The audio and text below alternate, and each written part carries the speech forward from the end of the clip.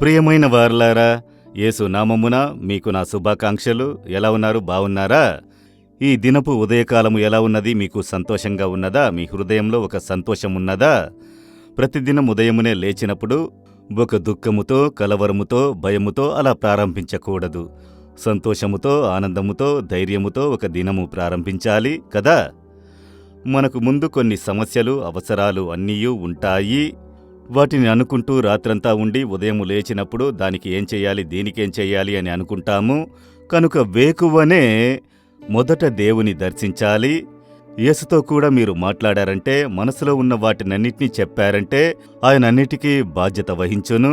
అది నాకు భయంగా ఉన్నది, దీన్ననుకుంటే నీరసంగా ఉన్నది, కష్టంగా ఉన్నదని కూడా మీరు చెప్పవచ్చు. ప్రార్థనలో దేవునితో మనసు విప్పి మాట్లాడవచ్చు. కనుక ఆయన మనకు మంచి తండ్రి. ఒక బిడ్డ తండ్రి దగ్గర మాట్లాడినట్లుగా దేవుని దగ్గర మనసు విప్పి మాట్లాడినారంటే ఆయన మీతో మాట్లాడును. ఆయన ఏం మాట్లాడును అని అనుకుంటున్నారా? ప్రతిదినం మీతో మాట్లాడుచున్నారు కదా, ఓదార్చుచున్నారు, ధైర్యపరుస్తున్నారు, వాక్కునిచ్చుచున్నారు, నడిపించుచున్నారు కదా. యేసుతో కూడా నడుచున్నప్పుడు దేవుడు చెప్పుచున్నారు, నీవు భయపడకు, నేను నీకు తోడయ్యుందును. నా కుమారుడా, నా కుమార్తె, నీవు భయపడకు, నేను నీకు తోడయ్యుందునని చెప్పుచున్నారు. తోడయ్యుందునంటే తోడుగా ఉండుట. ఒంటరిగా వెళ్ళడం కంటే ఒక స్నేహితుడు తోడుగా వెళ్ళడం ఒక మంచి ధైర్యం కలుగును కదా. ఒంటరిగా మీరు ప్రయాణం చేయనప్పుడు కలిగే ఒంటరితనపు భయము, కలవరము, తోడుగా ఒక వ్యక్తి ఉంటే మీరిద్దరూ మాట్లాడుచూ నడవవచ్చును. అడవిలో నడిచినను, చీకటిలో నడిచినను భయము తెలియదు, చూశారా. కనుక తోడుగా ఒకరు ఉన్నారంటే మనసులో ఒక ధైర్యం కలుగును. దేవుడు చెప్పుచున్నారు, నేను నీకు తోడుగా నిలబడెదను అని చెప్పుచున్నారు. చెప్పేవారెవరో తెలుసా? ఆకాశమును భూమిని కలుగజేసిన వారు, సకలమును సృష్టించిన వారు, దేన్ని చేయుటకు శక్తి కలిగిన వారు. ఆయన్ని దాటి ఏ కీడు మిమ్మల్ని సమీపించదు. అది మాత్రమే కాదు, ఆయన ఏదియూ చెయ్యగలరు. ఆయనే చెప్పుచున్నారు, ఎందుకు భయపడుచున్నావు? నేను నీకు తోడయ్యుందును. నీ ఉద్యోగంలో ప్రభు తోడుగా ఉండును, బిజినెస్లో తోడుగా ఉండును. చదువుకుంటున్నారా? చదువులో మీకు నేను తోడుగా ఉండెదను. మీరు చేయు ప్రతి వృత్తిలో నేను తోడుగా ఉండెదను. అన్నిట్లో కూడా నేను మీకు తోడుగా ఉందును. కనుక మీరు ఆయన్ని జతవానిగా అంగీకరించాలి. దేవా, మీరు నాకు తోడుగా ఉండాలి. నేను ఒంటరిగా వెళ్ళను, మీరు నాకు తోడుగా రండి. నేను ఒంటరిగా చదువుకోను, నాకు తోడుగా కూర్చొని నాకు సహాయం చేయుడి. నేను ఒంటరిగా బిజినెస్ చెయ్యను, మీరలా మాట్లాడి చూడండి. మీతో కూడా ఒకరు ఉండడం మీరు గ్రహించగలరు.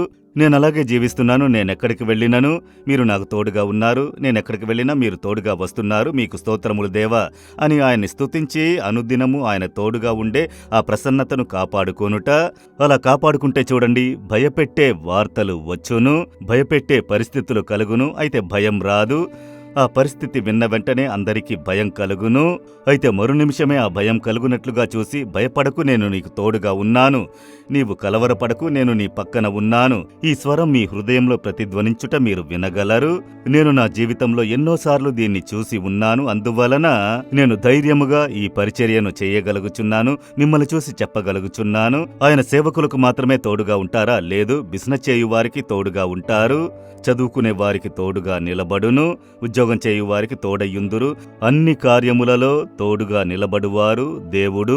మీరేం చేయుచున్నారు? ఏది మిమ్మల్ని భయపెట్టుచున్నది? ఏదో ఒక పరిస్థితి మిమ్మల్ని కలవరపరుస్తున్నదా? మిమ్మల్ని చూసి చెప్పుచున్నారు, కుమారుడా ఎందుకు భయపడుచున్నావు, కుమార్తె ఎందుకు భయపడుచున్నావు? నేను తోడుగా ఉన్నాను, నీ ఒంటరి వాడివి కాదు, నేను తోడుగా వస్తున్నాను. ఈ సమస్యను మనిద్దరం ఫేస్ చేద్దాం. నేను నీకు తోడుగా ఉన్నాను, ధైర్యంగా నువ్వు ఫేస్ చేయి, నేను తోడుగా ఉన్నానని చెప్పుచున్నారు. దీనికంటే ఏం కావాలి? సంతోషంగా చెప్పండి, హృదయంలో చేపెట్టండి, యేసయ్య మీరు నాకు తోడుగా ఉన్నందుకు స్తోత్రములు.